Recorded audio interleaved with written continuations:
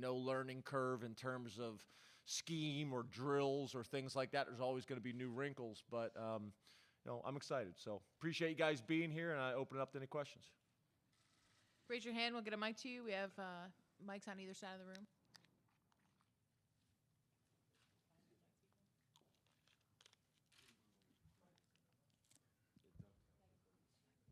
I wouldn't normally get in front of Richie here. But No, I love it. You're firing protocol, right out of the gate. Love it.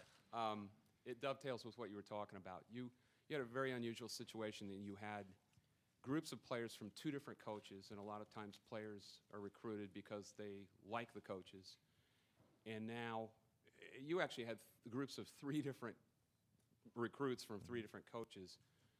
What was that like initially last year, and what is it like now in comparison a year later? Yeah, it's night and day, and it's not just, to me it's compounded because it's not just the coaches and the different styles of the coaches and the recruits. It's also just everything we've been through, in the last 3 to 4 years. I think it's a combination of all those things. There's effects. There's effects to those things. There's wounds from those things. So, yeah, I think last year there was a lot of feeling out in a lot of different directions. Everything was new, pretty much every single day. And I think, from the time the season ended and we played the bowl game and had so much fun that night in Yankee Stadium, that there's been a lot of time spent and a lot of energy spent on focusing on all the things that we need to improve on. Whether that's self-scout and studies, whether that's bringing different staffs and different groups of people in to talk, whether that's sitting down and having one-on-one individual meetings with every player, whether that's sitting down with the staff, whether that's talking to people in the community, whether that's going on a staff retreat to Philadelphia, and having some fun with Philadelphia Phillies organization. All those things. It's night and day. What I would say is think about your job and your position and year one at that job compared to year two. It's just different. And although you've had experience at other places, it's not like you can take that exact model and transplant it from one place to another. There's some growth that has to take place, and that's what we spent all offseason doing. What do you expect from Akil Lynch, and how quickly do you want to sort out the depth behind him? Yeah, I think, you want to sort out the depth as quick as you possibly can. I don't think that's going to happen. I think it's going to take some time. Akil Lynch, I'd love for him from day one until the end of the season to make it clearly obvious that we got one big-time back that we're going to be able to hang our hat on while we're developing those other guys. And according to Coach Galt and his staff, and according to our players, Akil's done that. He's been a tremendous leader with the young running backs and the young players. He's probably been as consistent and as hardworking as anybody in our program, and just done a great job. He's been patient and kind of waited for his time. And he's prepared that when that time comes, he's going to be ready. He's kind of the guys that I like to coach in terms of, he may not have one specific special trait, but he's got a lot of really good traits. He's not an undersized back, but I wouldn't say he's a huge back. He's got good speed. He's got the strength and power to break tackles. He's got the ability to make people miss. Can catch out of the backfield, which we'd like for him to have a bigger role in those things this year. So he does a lot of things well, and those guys that do a lot of things well, it usually continues to translate and grow. I've just found out the guys that can do one or two things really well, those guys aren't going to be as consistent as you want them to be. James, you mentioned a chip on your shoulder. Obviously, your division, you have Ohio State, and where do you see you guys fitting in? And can you talk about the challenge of that division and just where you see, kind of the long-term growth and the challenge of where you are? Yep. It's not like the chip on the shoulder just showed up this offseason. I mean, I had that since my mom had me, to be honest with you. The conference I think is great. I do. You think about the conversations that are going on about Penn State now compared to a year ago. You think about the conversations about the Big Ten now compared to a year ago. It's night and day, and that's because of the success that the conference has had in individual programs. I think that's the success that the conference had in the bowl season. I think it's all those things. I think it's the personalities that are now in the conference. So, to me, this is why you come to a place like Penn State. This is why you're in the Big Ten, to have an opportunity to go out and compete week in and week out against the very best. So we embrace it. We've been in conferences similar to this in the past that were very competitive. Looking forward to this year and looking, for years to come. Coach, right here. Hi, sorry. That's right. Looking back on spring ball, this might be a little broad, but what's one position group that really excites you about what's to come this year? Yeah, I don't know if I'd characterize it as excite. I hope it's excite. But obviously the position that we've talked about, to nauseum is the offensive line. And, number one, because it's a great need for us, but also just because of their approach. Their approach this offseason, taking ownership of their position and their responsibility and their role, taking ownership of the success of the offense, having a chip on their shoulder. The guys that redshirted now being able to truly compete for jobs. The new freshmen are just showing up on campus, as well as having Paris as a transfer and being able to have a spring ball experience. And now have an opportunity to compete. So yeah, I think that's probably the group. And then obviously the guys we've talked about in the past. Replacing Ficken. That's going to be an interesting storyline. Just because of what an unbelievable year he had. I was shocked yesterday to see him in the weight room. If anybody deserves to be in a camp, it's that guy. Mike Hull's going to be a storyline, and kind of replacing him. I think it's a little bit different at linebacker than it is at kicker, because I think at linebacker you're going to replace Mike Hull with a combination of three guys, not one guy, really. And then I think DN was a little bit of a storyline in the spring. But I think overall, if you're talking about a position, I would say the offensive line is probably the position I'm most excited about or anticipating seeing how they play together. Chris actually reminded me right before walking in, and I overlooked it and didn't say it, so I just want to cover you guys. We apologize that not everybody will be at the media day today. Christian Hackenberg will not be there. I'm kidding. Everybody looked up. Everybody was taking notes, and your head's all snapped up like that. No, we got a bunch of guys taking an intensive Spanish class, so they get Spanish 1, Spanish 2, and Spanish 3 all completed in the summertime. It's brutal. They go from 8 to 12 o'clock all summer with that one course, and they're finishing it up this week, so those guys are in class right now. So there's about, how many? There's about 8 guys. Yeah, that's a good one. What if we ask the questions in Spanish? Well, we will text it to them, and they could respond, and hopefully they can get bonus points for that. James, following up on Neil's question, you talk about having a chip on your shoulder collectively, I think is what you were getting at. What are some of the reasons for that? Well, I think it's just I think you got a bunch of prideful, passionate guys that have come to Penn State to do something special.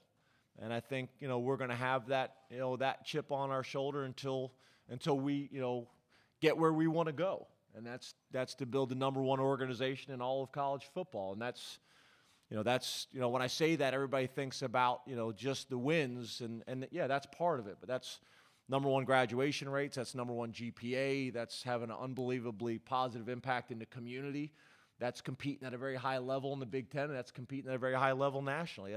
That's the whole package. So, I think what happens is, in the off season, you spend so much time focused on the things that you need to do better. There's nothing worse, on offense every single year watching a turnover tape or watching a sack tape. It's not a fun experience, but you do that every single year to try to learn why you did those things and how can you improve on them. Same thing on defense, watching a big play tape, stopping big plays, big plays you gave up. So I think, you just spend so much in the off season focused on areas that you think you should be stronger in and areas that you need to improve, that I think, it just kind of, it gnaws at you after a while. And then there comes a point you just want to get out in the field and start playing. And then, after a couple weeks at camp, we'll get to the point where we're ready to play an opponent. So I think it's the nature of the off season, whether you won 12 games or whether you won, 7 games, you spend all off season critiquing yourself, to try to resolve as many of those issues as you possibly can and build on your strengths. Hey, Coach, over here. How excited are you to get a player like Adam Brenneman back on the field and off of the field? Has he impressed you as a leader? Every interview I see, he seems like an impressive young man who would have great leadership qualities. Yeah, very much so. That was another piece of the puzzle, or piece of the puzzle from last year. Adam Brenneman, one of the most highly sought after guys, in the state, when he was coming out and really in the country. Had a really good freshman year. We were planning on having him last year, and then had to miss the entire season. But I think he's in a much better place, right now. I think in the long run, it's probably going to be a positive for him and a positive for our program. But yeah, I think, again, you look at last year. We've talked about these things enough, but one returning starter on the offensive line. Now we have 4. You talk about 3 of our 4 receivers were freshmen last year. Now all those guys are sophomores, and the one guy's a junior. And then you talk about having Kyle Carter and Mike Jasicki as a true freshman and Wilkerson in a limited role next year. Well, now you have all those guys, and now you also add in Adam Brenneman. So it's a great situation to be in, because now we're starting to put the pieces of the puzzle around Hack. That his development can continue and he can be the player that we all know he can be. Coach, you mentioned Paris Palmer earlier. How has it impacted the offensive line having a couple newcomers with college experience, not just Palmer but also Riener? Yeah, I think it's invaluable.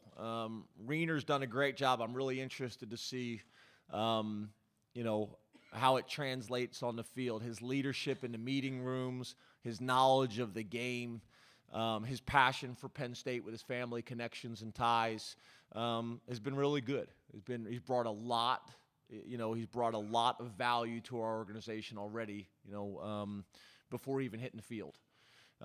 He's been a great voice, with our players. He's been really good for me. Whenever we hire a new person or whenever we recruit somebody or someone transferred in like that, I always bring them in my office and ask them questions. What's your thoughts? You got fresh eyes coming in with a different perspective. What's your thoughts? How do these things compare to the last place you were at? Those types of things. So that was really valuable. I think having all that returning experience, they're going to be able to play so much more confident and decisive. So yeah, it's extremely valuable, and especially at that position where he's going to have to get caught up is just the cohesiveness of working together. That 4 of those guys already have. Obviously, what we got to do is, as we all know, we got to speed up the maturation process, not only of Paris and Chance Sorrell that are both competing and fighting for that job, but then also the maturation process of the unit as a whole, and all 5 of those guys, working well together and feeling comfortable and being able to anticipate what guys are going to do. That's when you're able to play fast and aggressive. Over here. It's been a tumultuous couple years at Penn State, but at least from this side, it feels like things are almost back to normal in Happy Valley. Is that how you see it now, or I know you've only been here for 2 years, but is it kind of back to normal, back to focusing on football for Penn State? First of all, I love your positive attitude and your energy. Spread it throughout the room. I love it. Appreciate you, brother. And I haven't been here 2 years yet. The clock is still ticking. But yeah, I do. I think there's so many positive things falling into place for Penn State right now. And we got momentum, and we have to capitalize on that momentum. I don't think there's any doubt. I mean, you think about, again, last year there was so many unknowns sitting in this press conference talking to you guys. We weren't able to go to a bowl game last year when the season started. We got that opportunity back. We weren't able to have, a full 85 scholarships. I think we were limited to 65. We have the opportunity now to get as close to 85 as we can. We go and play in the bowl game. We play well. We retain our entire staff. We go out and battle in recruiting and do some good things there. We have a great off season in terms of academics, community service, and development. There's just a lot of positive things. Again, like I talked about, the conversations about our conference, nationally. There's just a lot of positive things falling into place for us right now. Season tickets are going unbelievably well. We had a huge spike last year. I think we're going to get another spike this year. You walk around, whether it's in the community or in the state and surrounding states, and there's a buzz about Penn State football right now. And you guys would probably have a better feel for that than I would. But what I've been told, there's a buzz about Penn State football that there hasn't been in a certain amount of time. I know talking to high school coaches and other college coaches I know, and even in recruiting, it shows up. It shows up. So I do think there's a difference, and I appreciate you saying that and feeling that. James, new watch? Yeah, this. It's the front row seat. Yeah. I tell you, she's sharp. Details. It's all about the details. Yeah. Addie, and Shola and my wife were at Tommy Bahama's around Father's Day, and Addie saw this watch, and she goes, "Dad would love that. I want to get that for him for Father's Day." So my wife brought that for me for Father's Day from Addie. This is from Addie, and it's blue and white. So I'm going to try to rock this as much as I possibly can. Addie's very proud that Daddy's wearing this watch at the press conference. Thank you for bringing it up. I do what I can. But my real question, going back to the offensive line, when you look at it, you said about Paris and Chance Sorrell battling for that left tackle job. How much will you move Andrew Nelson over there, if at all, this camp? How comfortable is he playing there, or is he strictly a right tackle? Great question. Could I possibly get another water? Because I'm a germaphobe, and that one's already open. Thank you. Beautiful. We would like, what was that? No, that one cracked when I opened it. We would love to leave our guys at their positions as much as we possibly can. Being able to leave Andrew Nelson to get at least 75% of his reps at right tackle. Do we have any doubt in our mind that Andrew could play left tackle? None. But I think one of our issues that was compounded last year is we weren't able to do that. And, you guys have heard me say this before. I think it was the Ohio State game. We lose our left tackle, Donovan. Our right tackle goes to left tackle, our center goes to right tackle, and the backup center comes in. It's a lot of moving parts for guys that are still trying to get comfortable. So we still have to be able to do some of that, because at the end of the day, you got to make sure you can get the best 5 guys on the field. Just like the defense, getting the best 11 guys on the field. However you got to do it. So there will be some of that, but I think the more we can leave guys at one position and give them ability to become an expert in their craft at their position and build confidence there. Once they've done that, then I think we can start working on moving people around in the best way that's going to solve our problems. Right now, we're going to let guys compete, and it's hard to let guys compete for certain jobs if you're moving them around. As camp goes on, then we'll say, not only who are the best 5, but typically you don't really have a best 10.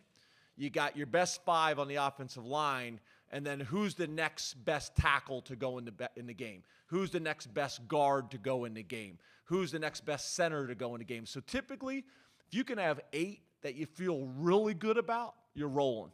You get to the point where you have 10, now you're at a different level. And it's the same way on the defensive line. You're typically going to have although our next defensive tackle may be listed as a nose tackle, the third interior defensive lineman's going to go in, the third defensive end, and then the fourth. It's not just like he's backing up the left defensive end or the right defensive end. You're going to put the next best player on the field. Sir. Hey, James. I wanted to ask you about the competition for the kicking position. Yep. How do you score it? What do you do to put heat on the guys? And is there any front runner entering training camp? Yeah, I wouldn't say at this point there is. I thought, at the end of the spring, it was pretty close. It was pretty close to competition. Not just, what happened in the spring game, but, we chart everything. We chart every single kick. So we'll do that again, and not only do we chart every single kick, whether it was good or not, and the distance and the hashes, so we know, this guy's hitting at a higher percentage from the middle field compared to the left hash, compared to the right hash, and why. So we can maybe work on those things, but also the time that they're getting the kicks off. So, if they make the kick, but it doesn't get off in the right amount of time from the snap to the hold and the kick, they don't get credit. That's a miss. So we chart all those things.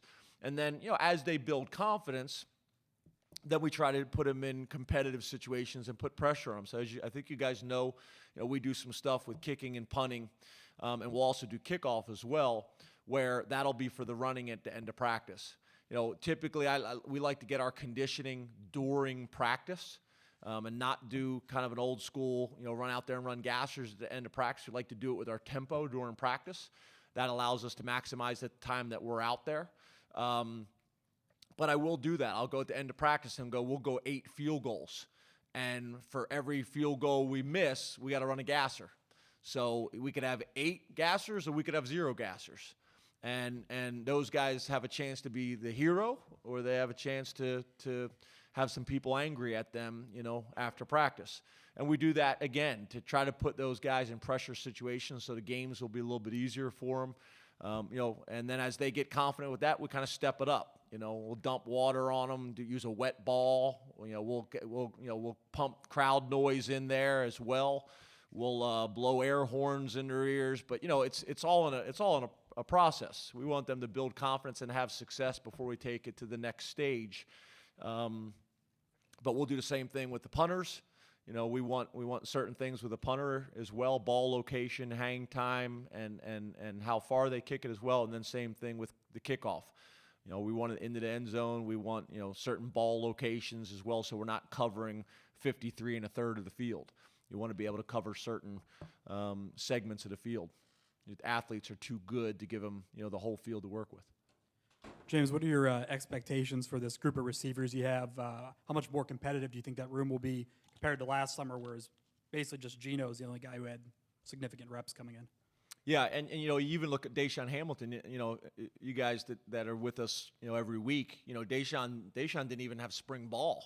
I mean, he had no spring ball, before last year. So, I think the wide receivers as well, the number of positions. I think you're going to see dramatic improvement. Again, it's year 2 for all of those guys. I think them and Hack working together and building that chemistry and the confidence in the offseason. I think how decisive they are going to be in running the routes and reading coverage and those types of things, the depth of the routes, all the specifics and the details. Typically, places I've been, the wide receivers are one of those positions you usually see a pretty significant jump from year 1 to year 2. So, I'm excited about it, and I know Hack is as well. Had great meetings this morning, and, I'm excited. I'm excited to see him fly around on the field. We've added a few wrinkles on defense. We've added a few wrinkles on offense and special teams to hopefully play to our strengths, because this team will be different on defense this year. This team will be different on offense and special teams this year. The personnel dictates that. So, we have to be able to play to those strengths. Hey, James, right down the middle. How you doing? Awesome. How are you? I thought we got away from that, Well, I'm still the curious. pleasant greetings. All right, fair enough. I don't care anyway, so. I do. I appreciate it. I'm doing fantastic. Good. When you played quarterback, throughout the course of the game, how many footwork combinations do you think you went through, and do you feel that that's changed Over the years, as quarterbacks maybe have to roll left, have to roll right, play action under center, shotgun, different coverages, is that something that becomes more and more of an important detail as maybe quarterbacks become more and more mobile? Yeah, very much so. Especially if you're going to be multiple like we would like to be. So that's under center 3-step. That's, from the gun 3-step, which typically if you're going from the gun, you basically subtract 2 from the drop is typically how it goes. That's rollouts, that's naked, that's play action, that's being able to adjust your drop when you have to throw hot. That's the 5 hit and throw. When I was in college at East Stroudsburg, we never did 5 hit and throw. It was always 5 and a hitch. So you look at, over time that's changed. Everybody's 5 hit and throw on speed outs and gimme throws and things like that. Timing and precision routes. So I think that's definitely evolved. Even a route that calls for a 5-step drop, if they bring one that you can't pick up, the route has to adjust. You're pulling up and throwing on 3. So, yeah, I think the footwork, the drops, the timing, the precision, the splits, the depth, all the details of the passing game are really, really important. And Ricky Ronnie, having played the position and now coached the position, for a number of years, and Christian, playing the position and working through some of those details, I think, I don't think there's any doubt that the game has evolved with very, very specific routes and very, very specific footwork to match those routes. Coach, back here, all the way in the back. How you doing? Way in the back. Hi.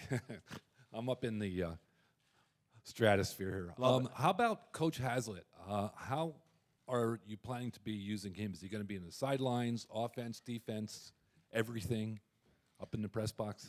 Yeah, there's been a lot of discussions and questions about Coach Hazlitt. There's really not a whole lot more than what it is. I know always people think there's some other plan. Coach Hazlitt, we got a great situation. His father-in-law lives here in town. His son is going to be a senior at IUP this year, and decided he had another year left on his contract. Decided he was going to sit this year out so he could see his son play, and was spending time around our staff. My offensive coordinator from college, Coach Pry, Jim Pry. They worked together at the University of Buffalo. Brent Pry, his son, they've been family friends for a long time, so he was around. And we had an opportunity to get a 30-year vet as a head coach in the NFL as well as a coordinator that wanted to work for us and wanted to spend some time with us. It might be the best deal in the country because, I think our GAs are making more money than him.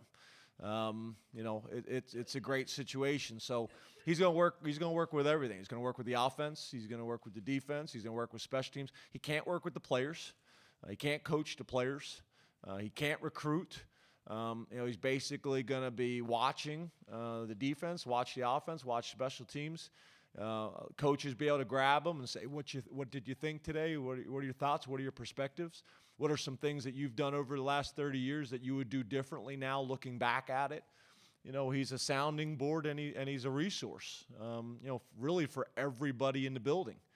But by NCAA rules and by some of the guidelines here at Penn State, he's limited. It's not like he's going to be out there with a whistle and a hat and running around and coaching. We have time for 2 more questions right here and over here. Over here. Yeah, James, to go back to special teams for a second. In terms of the punting game, it was a little up and down last year. Where do you feel that is? And then when it comes to your kicking game, could you envision having a kickoff guy and a field goal kicker, or do you want one guy to do both? Yeah, I could see us having a kickoff guy and a field goal guy, especially with whoever's going to do that job. It's a new role. So if you could limit, what are those, new starters or what they're responsible for, no different than you're playing another position and you just start to work a guy in, into a small role, and that role grows as the year goes on. You'd love for a guy to just focus on field goals or just focus on kickoff, and then as they build confidence and have some success, maybe one guy can take over both roles. Wonderful. But I could see that playing out that way. We'll see. Punting, it'll be interesting. It'll be interesting to see how it goes. Gula is back at punter. Liebel has had a really strong offseason. And Daniel actually went back to Australia, spent some time kicking there. He also, him and the specialist with Coach Huff, they went to Outback Steakhouse several times this summer as well. Try to help them feel real comfortable in the community, although he said there's nothing on the menu that's similar to anything he grew up eating. But again, it's year 2, and those guys are confident. I know he feels like he's hitting the ball better than ever. But all those specialists. I talked to all the snappers, and they all think they're going to be the starter. I talked to all the kickers; they all think that they're going to be the starter, and say they're hitting the ball better than ever. And the punters, the same thing. We won't know till we get out there. I think all of them have the talent to be successful. The issue is the consistency. They got to be able to show that they can do it day in and day out, practice in and practice out, play in and play out. And what I try to get them to understand, I don't care if you can hit you see all these stuff on social media now, YouTube or Twitter or Facebook, guys posting videos of hitting 75-yard field goals. That's wonderful. But I'd rather have a guy that's going to hit it 100% of the time from 37 yards. Same thing with the punter. I'd rather have a guy that's going to be able to consistently punt it 41 yards with a 4.0 hang time and outside the numbers than a guy that's going to hit it one time 52 yards and another time 32 yards and another time shank it out of bounds. Same thing on kickoff. So those are the things that they got to embrace. And we call it a little bit the ESPN generation. A lot of these guys, you look at basketball. Everybody, playing basketball is out working on shooting a 3 and trying to dunk, and no one can hit a foul shot anymore. Are you willing to go out and work on the things that are really going to allow you to be successful day in and day out? And then once you've mastered those things, then maybe, do some of those other things from time to time. And it's like we talk about on offense or defense.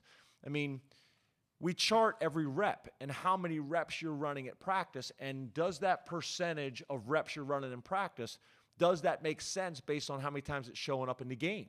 So, goal line, for example. You don't need to be doing goal line every single day at practice. You got to make sure the time you're spending your time wisely on in practice is the same percentage that's going to show up during the games and during the season. And that's the fine line. You don't want to be chasing ghosts. Situations and things that aren't out there, so you can say you've covered them, but now you don't really get good at things. You gotta spend your time on the things you're going to gain the most value from. Last question, Lakin. Hey, Coach, over here. What makes Herb Hand unique as part of your coaching staff and in how he approaches building the offensive line? Number one, I don't know if this makes him unique, but Herb is a great offensive line coach, and I think you guys are going to see that this year. I believe that. I believe between Herb and those guys, I'm excited. I am. I'm excited. So number one, that. Probably more importantly than that is Herb's a great person. Herb's a great guy. He's a great father. He's a great husband. He's been a great friend of mine. Me and Herb always seem to be sitting there in the locker room before the game. We're the last two in there, and he's getting emotional. I'm getting emotional about just, how blessed we are from a lot of different perspectives. And then, Herb has got a lot of, interest, I think, as college football coaches and professional coaches. We all fall into this trap that we feel like, we all got to be these tough guys that have no other interest. And Herb feels that, he can be great in all those areas. And I think that's fun, and I think it's great. And then I think he also works on a staff that not only embraces that, but also allows him to do it. I don't know if there's too many staffs in the country that the head coach is gonna allow the O-line coach to go film an episode of Chopped on a bye week during the season. You know, I don't know how many times that happens. Official visits. He wants to cook. You know, we'll be catering a dinner or a lunch or a brunch at my house, and the guy will be cooking omelets, and Herb will go kick the guy off the omelets because he wants to cook. You know, for the guys. He says he can do sushi. Slow down, Herb. He's got a lot of other interests in terms of service. Different causes in the communities and things like that. So, he enjoys social media probably as much as anybody. He makes the argument. Again, I don't know if this has been researched or is true or not, but he says he's the second coach in America to be on Twitter, second college football coach in America. I don't know when he did this study or research. But he likes social media. He really enjoys social media. I think he does a good job with it. He's a great example for our players of how to use social media in a really positive way. He's a relationship guy. I think, to be honest with you, we got a lot of guys like that. I think because the way Herb uses social media is a real positive window that allows people to get to know Herb Hand. But we got other guys with great stories, players and coaches on our team that just don't know. You guys just don't get to know as well because of how they conduct themselves. I think it was Chip Kelly saying, talking about his personal life, and he doesn't know why people would want to know his personal life, and he keeps those things very private. Herb, uses social media as a window for people to get to know him. So there's a lot of different ways to do it. Thank you very much, Coach. Sorry. Favorite things that I get in trouble because I'm not a favorites guy. I don't really have a favorite food or a favorite specific music. I love a lot of things. I love people. I love music, but not really down to the specifics. But he's done some good things. I think another kind of example is you look at our staff. I'm on Florida on vacation with my family this summer. Herb Hand owns a house about a block away from me. He's cooking for our kids. Ricky Ronnie comes on vacation and stays with me and my family. Josh Gaddis comes on vacation with his family. I mean, there's not too many staffs in the country that you go on vacation and the staffs all go on vacation together. I saw something on Twitter, on social media. PJ Mullins' family owns a house at the Jersey Shore. And I look, and there's like 8 of my staff all at the Jersey Shore together. You talk about a staff that spends 15 hours a day during the season. Most times when it's time to get off, they get away from each other. But I think that also is a great example of how close this staff is and how much we care about each other. So thanks, Thank you, guys. Coach.